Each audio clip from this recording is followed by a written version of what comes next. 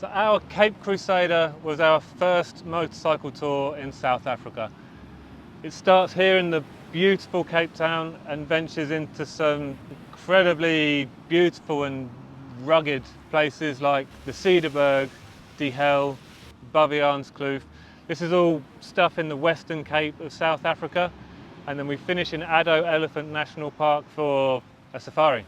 It's an adventure motorcycle tour on the bigger adventure bikes, and it's approximately 50% unpaved, so 50% gravel versus 50% paved roads.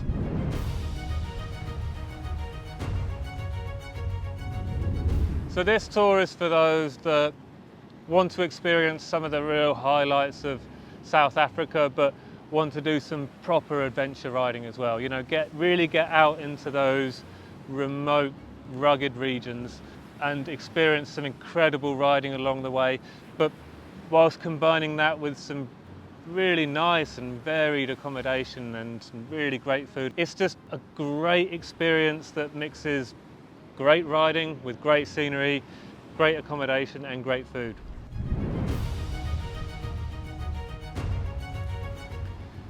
We rate the difficulty of this tour 4 out of 5. It's pretty technical in places, but again, this all depends on how experienced you are riding a big adventure bike off-road. If you're experienced, then you know it's going to be a walk in the park for you, but if you're less experienced, then it's going to be some of the sandy tracks that you're going to find challenging, and some of the more rocky terrain in Die Hel and Baviaanskloof. Well, that is going to be challenging if you do not have a decent amount of experience riding a big bike off-road. You know, a lot of the gravel roads is really easy stuff, so don't see 4 out of 5 and think that it's going to be extreme all the time. It's just not the case. But that's kind of the maximum difficulty that we're going through. If you're unsure of your ability, please do talk to us. In terms of riding experience, we would ask that you have a bare minimum of 2 years active riding experience. And given that this is a big adventure bike tour that's 50% unpaved, you need to have a really good amount of experience riding these big bikes on the off-road conditions. And if you have no sand riding experience, then a trip like this is not the place to be testing whether or not you're going to be any good at riding in sand.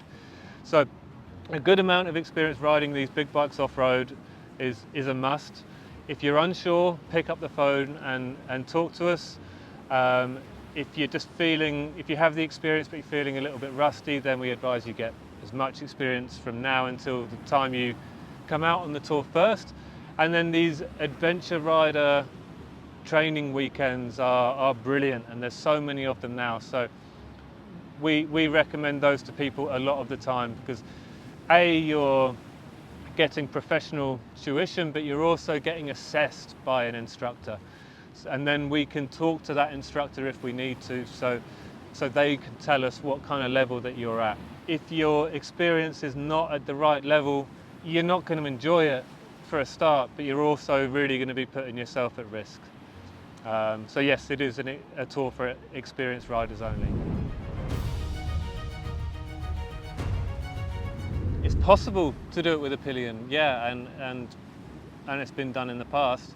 It's going to be tricky in those rougher sections. If you're having a pillion on the back, you need to be an extremely competent rider, and your pillion also needs to be an extremely experienced pillion rider. If you're riding as a pillion and you get to sections where you just don't feel safe continuing on the bike for that section, then the option is there for you to hop into the support vehicle until we get onto the smoother stuff.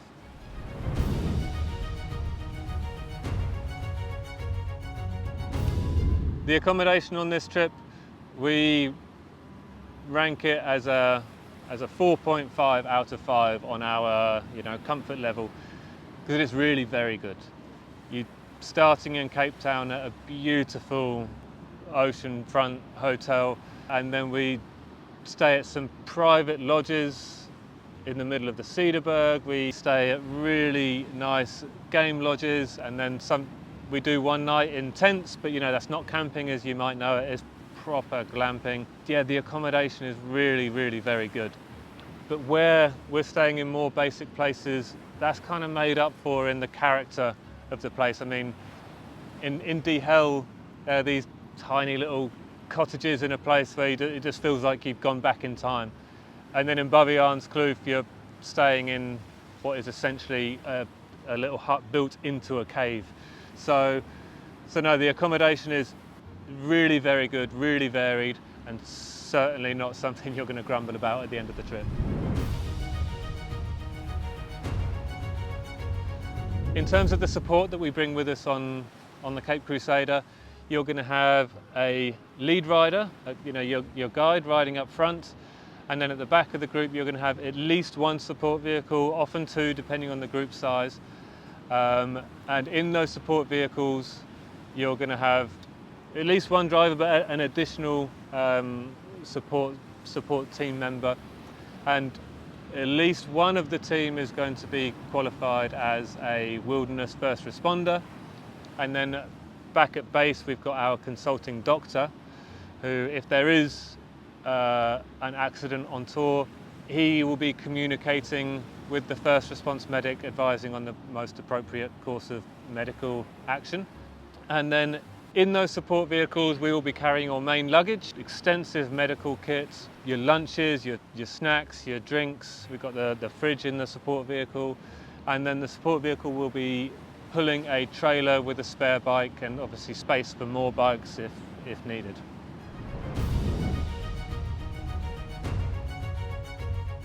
So you have two options.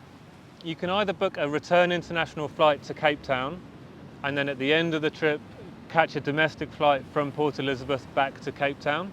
Or what some people choose to do is book a one-way flight to Cape Town, and then from Port Elizabeth fly up to Johannesburg, where you could go to the Kruger National Park, for example, and then fly home from Johannesburg. But what most people tend to do is book a return international flight to Cape Town, and then at the end of the trip, domestic flight from Port Elizabeth back to Cape Town.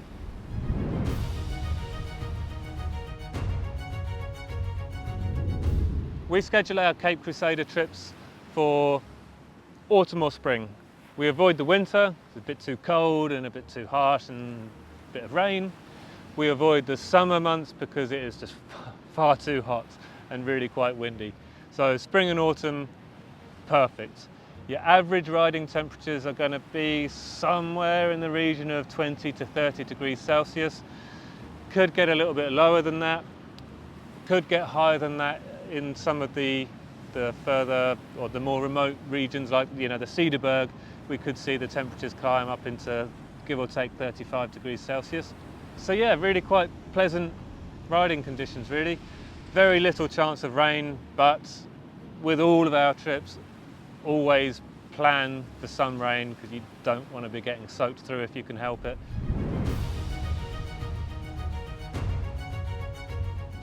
The food in South Africa is just amazing. I mean, the braai, as they call it here, it's basically a barbecue, is almost a way of life out here. So we'll be eating plenty of braais, but plenty of other stuff as well. Vegetarians will be well catered for, and there's plenty of seafood. You know, it's not a place where you're going to be limited in options.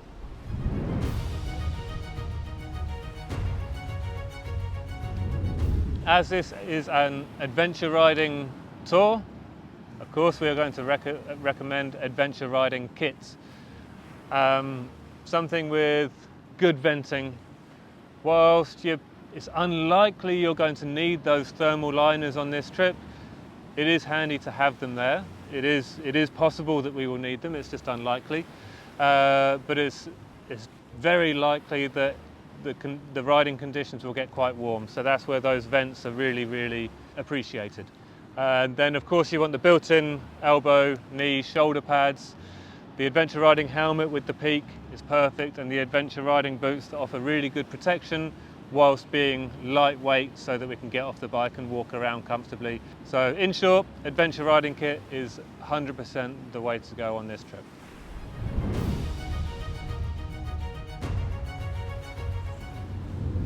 Average group sizes on our South African tours, 8 to 12 riders, possibly an additional pillion or two. But yeah, average group size, 8 to 12 riders, and that's perfectly manageable from our side.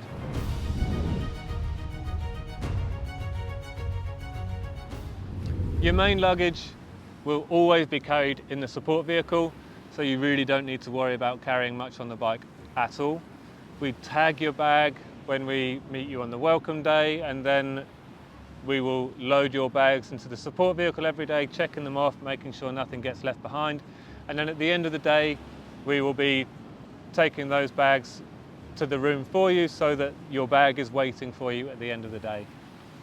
On the bike, it's just a good idea to carry a small backpack with a hydration pack so you can drink as you're moving to keep yourself hydrated. Camera, phone, passport, you know, the usual stuff, but you need to carry very, very little with you. If you've got either a tank bag or a little tail pack, then of course you have the option to strap that to the bike as well. You do have the option for us to add a top box onto the motorcycle for you, but to be honest, we're starting to not recommend that on this trip, just because it's not needed and it's just making the bike a little bit top heavy for the more technical sections.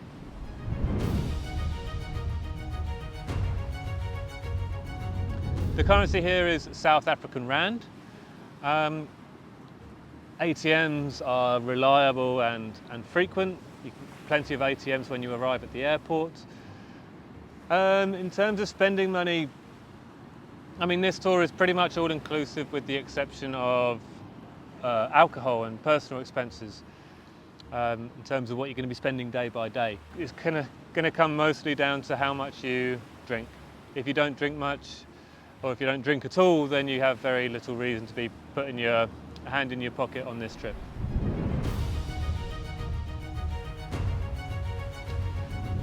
There is Wi-Fi during this trip, and it's usually pretty good, pretty reliable and stable, but there are 3 overnight locations where there will be no Wi-Fi and no signal. So please just bear that in mind. Of course, we'll let you know as we're riding throughout the trip, we'll let you know where those nights are going to be so you're not caught off guard.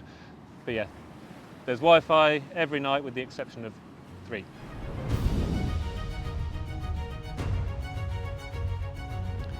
Please do be aware that you are responsible for all damage caused to the motorcycle, and these big adventure bikes, when you drop them, when you crash them, it does get expensive really, really quickly.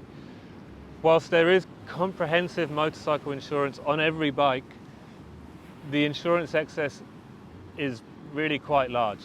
You know, we're looking at somewhere in the region of £1,000 to £1,500 as an insurance excess, approximately, depending on the model of the bikes that you go for, which is quite hefty. And if you dropping or crashing these bikes, you'll hit that limit quite fast. So please do be comfortable with that at the time of booking, so that it doesn't come as a shock later on.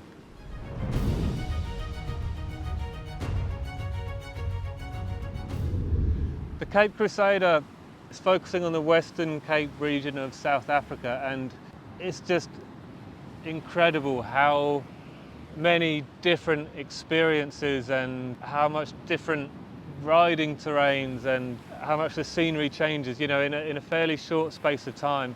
We've got incredible accommodation, amazing food. It's just, you know, every day is different. Every day is wow. And then you finish off with a real bang, riding through Baviaanskloof and going on safari at Addo Elephant National Park. You know, it's just, if you want to experience South Africa, then the Cape Crusader is going to tick so many boxes for you in a short amount of time. It's just an awesome place, awesome riding, and one hell of an adventure.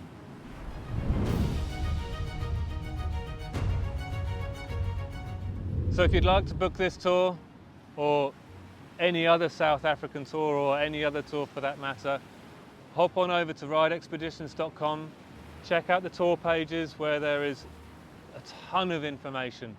Each row of information is a drop-down item, so you can click it, it will expand, and it will give you a detailed itinerary, detailed inclusions, exclusions, optional extras, and all of the frequently asked questions are on the web pages there. So have a look. If you have further questions, give us a call, drop us an email. We're always happy to have a chat. And then when you're ready, click that book now button, and we look forward to seeing you out here in Cape Town.